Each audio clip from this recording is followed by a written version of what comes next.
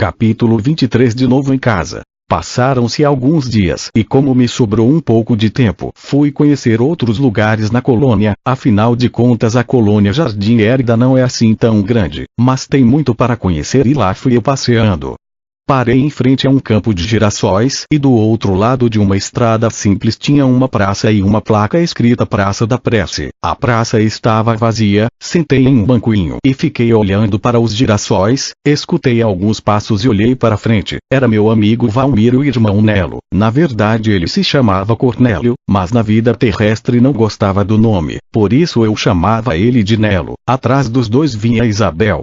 Quando chegaram bem pertinho de mim, me cumprimentaram e Nelo disse: "Que bom te ver aqui. Jesus sempre escuta as orações. Viemos te buscar, porque vamos te levar até a sua casa para que faça uma visita. Sua sobrinha já nasceu e a atmosfera é boa." Fiquei muito feliz e não disfarçava, dei uma boa gargalhada e uns pulinhos e nós fomos. Ainda era dia. Quando chegamos na frente de casa, fiquei paralisado de emoção, não sabia se chorava ou se ia para frente. Então Valmir me disse: "Ó Sadraque, você veio até aqui, agora vamos." Entramos, foi pela janela mesmo. No quarto minha irmã Kelly estava amamentando a pequena Alice, meu pai e minha tia Joselda estavam lá também. Eu fui logo dizendo: "Olá gente, é nós na área." Melhor eu não ter dito nada, ninguém percebeu que eu estava ali. O irmão Nelo que percebeu minha tristeza e quis me consolar dizendo: "Irmãozinho, minha família também não me vê, talvez seja melhor assim, temos que confiar em Jesus, amigo." "É verdade, a esperança é a última que morre." Valmir completou. Então expliquei aos meus amigos: "Que os outros não me percebam está certo, mas até a mana que diz ver os espíritos. Nem ela me percebeu. Será que sente saudades de mim?" Então Isabel explicou: "Os clarividentes não são assim o tempo todo, e sua irmã precisa concentrar as atenções na criança que acabou de nascer. Ela precisa ter energia para amamentar. É natural que algumas médiums reduzam a atividade quando as crianças nascem. Depois de algum tempo vai te perceber."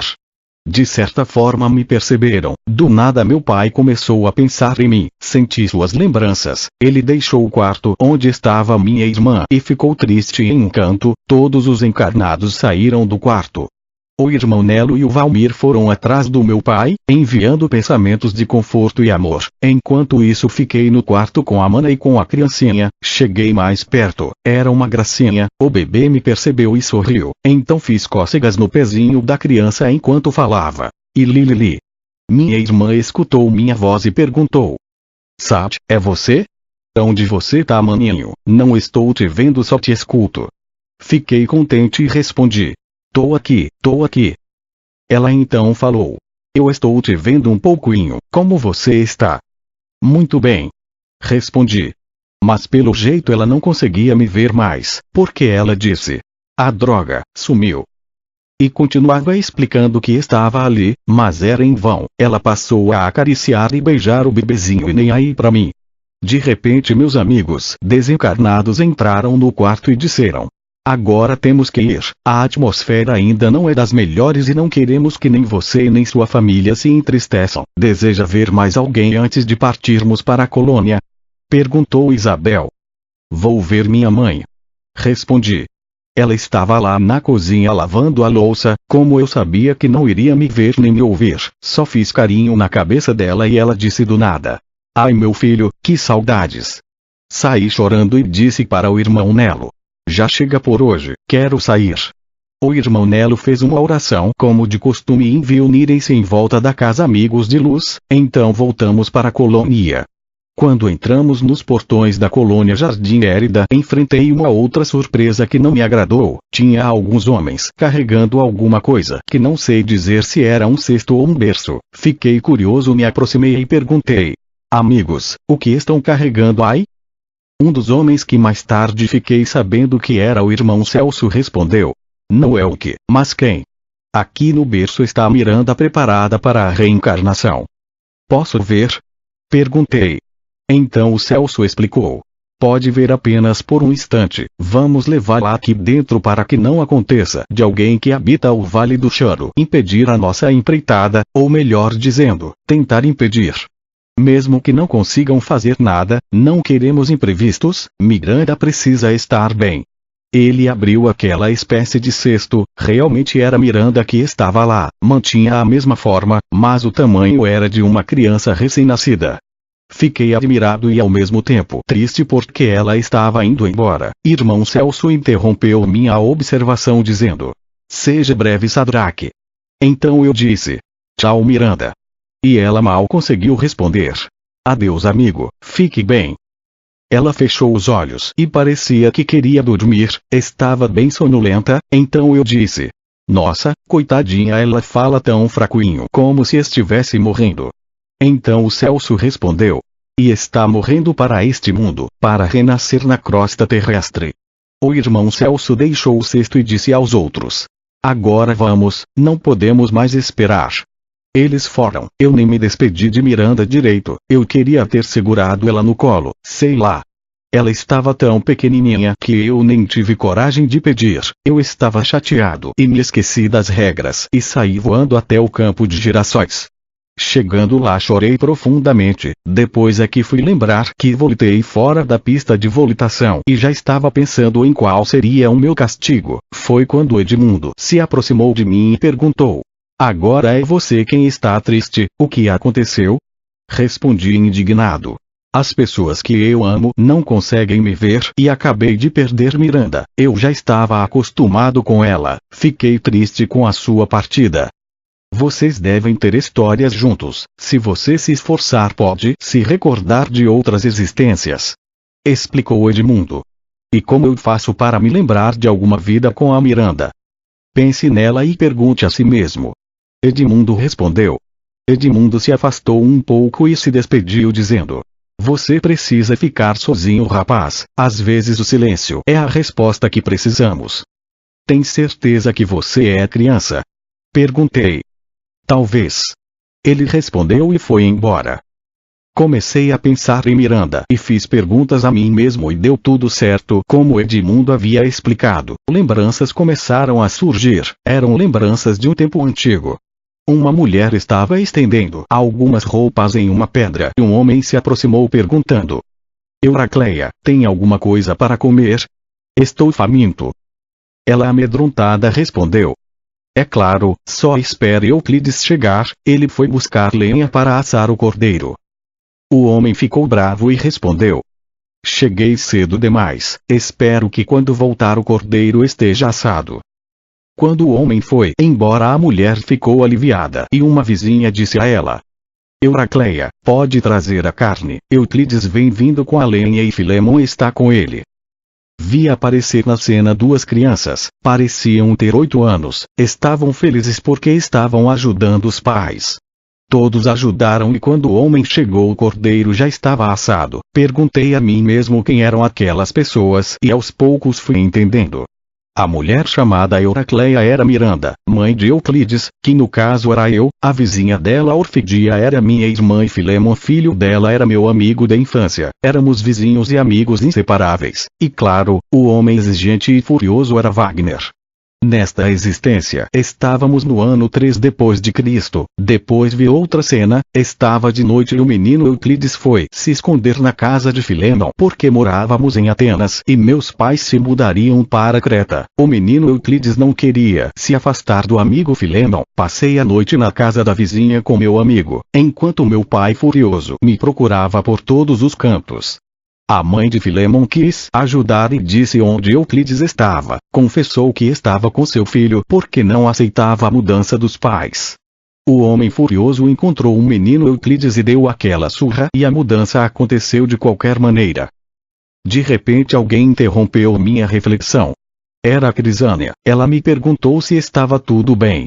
Eu respondi que sim, que estava aprendendo a lembrar. Ela me perguntou se estava gostando do que via. Respondi que sim e perguntei: "Irmã Crisânia, já descobri quem é Euracleia, é Miranda, o homem furioso é Wagner, o menino Euclides sou eu e Orfidia a vizinha é minha irmã Kelly, mas quem é Filemon o menino que gosto tanto nesta existência antiga?" Crisânia se aproximou e respondeu: "Lembra quando fez um curso em uma empresa para conseguir trabalho e aprimorar seus conhecimentos?" Pois bem, nesse curso conheceu um jovem chamado Alisson, recorda? Claro que sim.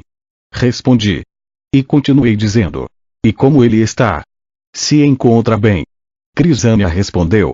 Claro que sim, no momento certo vai poder vê-lo, mas você precisa estar melhor do que está, para que seu amigo fique feliz por você. Posso continuar lembrando? Perguntei. Pode sim, mas se quiser mais esclarecimentos a respeito desta história procure o irmão Wilson, ele vai te mostrar o cubo relator que registra essa existência. Agora tenho que ir. Explicou Crisânia. Ela me deixou sozinho e eu comecei a refletir. Agora entendo o comportamento do Wagner, o tal venerado, sei por que se interessou por mim em uma existência antiga. Foi meu pai em outra existência um general amigo. Como pai me ensinou a ser violento e como amigos praticamos o mal na Primeira Guerra Mundial. Também entendi por que sentia tristeza por ter me afastado de Miranda, porque foi minha mãe nesta existência tão antiga, e o Alisson então, meu amigo 2 vezes, mas na última existência que tive pelo menos não apanhei por causa da nossa amizade. Minha irmã Kelly esteve comigo em algumas existências. Como vizinha, como irmã e infelizmente como companheiro de guerra e algumas recordações foram mais além. Sempre quando tinha tempo livre exercitava minhas lembranças recordando de outras existências, algumas lembranças muito agradáveis e outras terríveis, mas agora posso dizer, a reencarnação é uma questão de justiça que Deus incontestavelmente sabe o que faz, aceitemos isso. Capítulo 24 O amor e a disciplina da colônia. Alguns dias haviam se passado e eu cumpria minha rotina e sempre que tinha um tempo livre revirava minhas lembranças. Enquanto estava no campo dos girassóis pensando, Kimberly se aproximou e disse. Sadraque, a diretora B quer falar com você, vim te buscar. Acho que já sei do que se trata, voei no lugar errado. Respondi. Então Kimberly falou. Sadraque, ela não me disse por que quer falar com você, então vamos. Enquanto eu olhava para Kimberly, lembrei de um fato e quis esclarecer minhas dúvidas. Então perguntei. Kimberly, preciso saber uma coisa. Quando eu tinha acabado de chegar na colônia você me convidou para um passeio na Praça das Luzes e me falou que Crisânia daria um presente, aquele cisne, lembra? O problema é que quando falei com a irmã Marcelle, ela disse que você usou seus bônus para custear o cisne. Então me responda, o cisne foi um presente seu ou de Crisânia? Kimberly ficou calada por um tempo e depois respondeu.